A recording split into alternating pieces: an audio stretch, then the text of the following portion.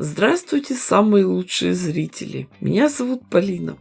Вот что-то мне подсказывает, что из этого набора лоскутков, остатков от предыдущих проектов, можно сотворить что-то новое и очень интересное.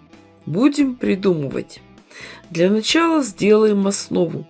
Специально не стала для этого проекта брать большие куски новой ткани. Зачем? У нас задача прибрать все обрезки, а не нарезать новые. Поэтому и основу, и утеплитель собираем из кусочков. Не переживайте, если что-то где-то вам покажется очень толсто. Это планируется постелушка на стул, а когда вы на нее сядете, никакой разницы не почувствуете. Естественно, что понадобится сделать дополнительную работу. Мы тщательно прошьем иголкой с ниткой все полотно, чтобы закрепить кусочки утеплителя. Когда каждый кусочек зафиксирован, переходим к следующему этапу работы. Девочки, вы, конечно, знаете, что в лоскутном шитье все размеры даются с учетом припусков на швы. Это примерно 7 мм. Но опытные швеи оценят новое приобретение – набор припусков. Это очень удобные линеечки с держателем. Для чего они нужны? В инструкциях по шитью часто пишут: обрисуйте выкройку на ткани, добавив припуски на швы. С боков 2,5 см, внизу 4 см. На глаз это сделать трудновато, а с набором припусков легко. Просто прикладываем их к нужному месту и чертим линию. В шитье часто надо вырезать бейки, косые или прямые определенной ширины. На помощь придут эти линеечки. Еще удобно, что есть метки углов и 60 градусов, и 30, и 45. Все рядом, все под рукой. Ссылки, где их можно приобрести, найдете в описании под видео. Мы самые любимые, самые лучшие и внимательные зрители, конечно же, помнят эти лоскутные ленты. Таким образом, мы пристраивали все остатки ткани, даже самые мелкие. Часть этой лоскутной ленты ушла на пошив детского одеяла, а это остаток. К ней сразу же пришьем полоску темно-синей перкали шириной 5 сантиметров. Это тоже остаток. Конечно, каждый шов обязательно надо проутюживать. А дальше уже дело техники. Нам надо найти и нарисовать диагонали. Нарисуем их маркером прямо по утеплителю. В центр уложим яркую красивую картинку. Мне в лоскутах как-то попалась такая милота. Видимо, пришло время ее использовать. Милый медвежонок. Заколем его булавочками. В принципе, дальше все просто. Эту картинку со всех сторон обошьем цветной лентой. У меня простая бытовая швейная машинка, поэтому выравниваем рабочую поверхность с помощью приставного столика. Его легко можно сделать самостоятельно из подручного материала. Вот эти мелочи не случайно проговариваю. Именно от них потом зависит вид готового изделия. Всю работу будем шить сразу, поверх основы. Пришили полосатую деталь, отогнули, закрепили декоративной строчкой. Тем самым мы сразу выполняем стежку. Вы же помните, из каких мелких деталей мы собирали утеплитель. Поэтому лучше сделать густую стежку, чтобы он не сбивался.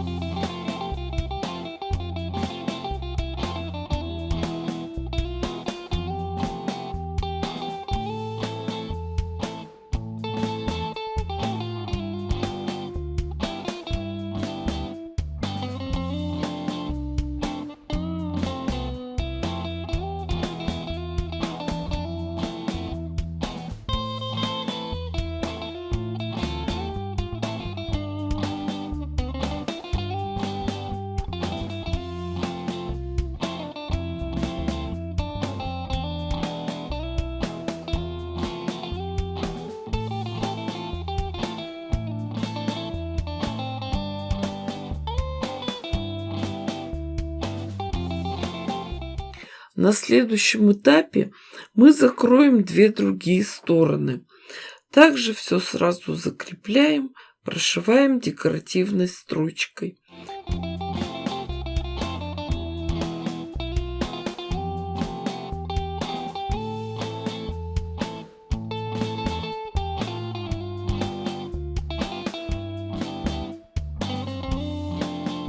Я специально оставила длинные синие полосы вверху и внизу.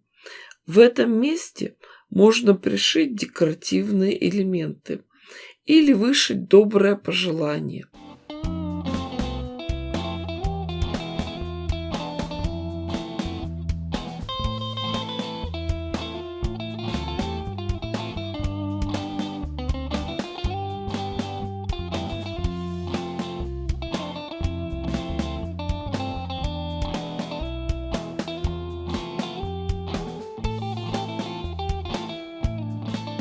Конечно же, работа с утюгом на всех этапах обязательно, а после чего уже можно подровнять заготовку.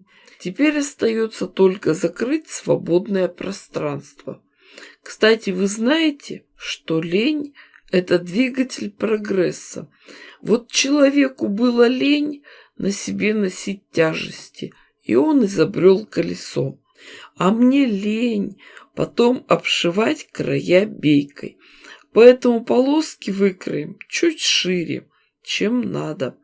Сначала пришьем полоску, как обычно, отогнем.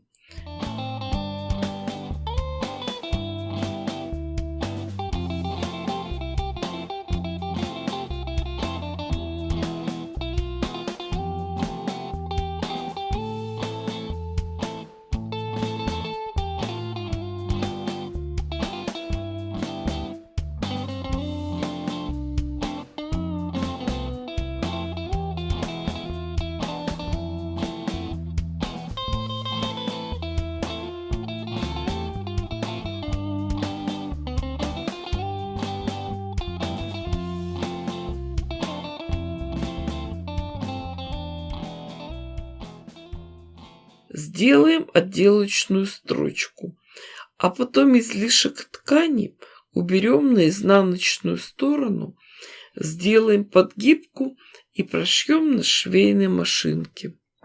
Когда закрыты две противоположные стороны, продолжим работу с двумя оставшимися. Только в этом случае концами полосок обвернем свободные края, прошьем, а потом отогнем эти полосы, сделаем подгибку и еще раз прошьем. И получилась у нас очень милая лоскутная салфетка. Размер ее 44 на 44 сантиметра. Совсем недавно из таких тканей мы шили прекрасное детское одеяло. А эта салфетка будет в комплект. Думаю, что в детской комнате ей найдется применение. Можно сделать петли и повесить на стену. Можно положить на стул или комод. Если будет желание, ее легко переделать в наволочку на декоративную подушку. В общем, было бы что, а применение можно придумать любое. Девочки, дорогие мои, я дала вам идею. Не ждите чудес, чудите сами. Шейте, творите, у вас все получится гораздо лучше, красивее и интереснее, чем у меня. Ставьте классы, пишите комментарии. С вами была Полина. Всем пока-пока и до скорых встреч!